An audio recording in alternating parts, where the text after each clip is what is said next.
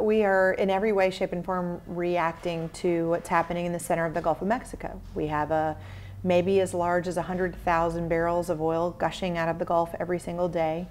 And the thing that we've known since about April 28th is that once it hits Alabama's shoreline, it's not going to stop coming.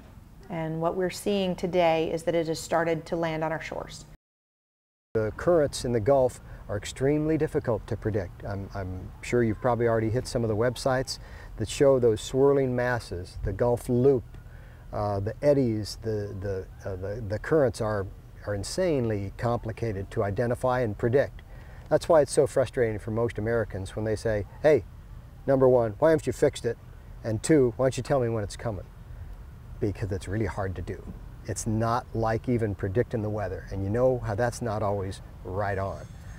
So if you add undersea currents, weather, temperature, tides, it gets really complicated to predict where this oil could be going and may go next. We're fighting the dispersant that they're using, which is a nasty chemical that really is working to put the oil out of sight and out of mind. And my other favorite cliche on it is we think it's probably medicine that's worse than the disease. What we're seeing here in this Mobile sector is not a lot of impact at this point.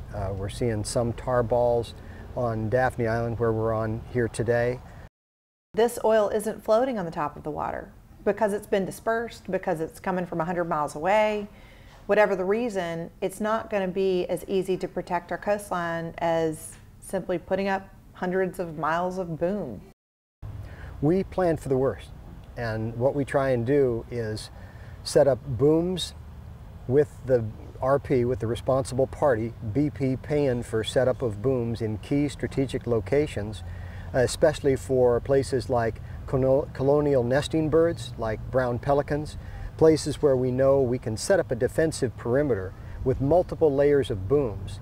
Now, it's a great first approach. However, you're only protecting that one island or that one section.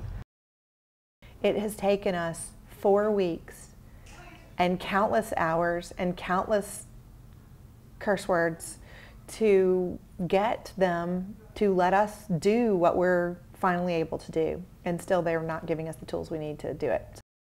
You got a lot of people with a lot of missions doing a lot of things, but everything's focused on one entity, and that's getting that oil off the shore. If it hits here, get it off the beach. If it hits our wildlife, get it off the wildlife, get them rehabilitated, get them back to the wild where they belong.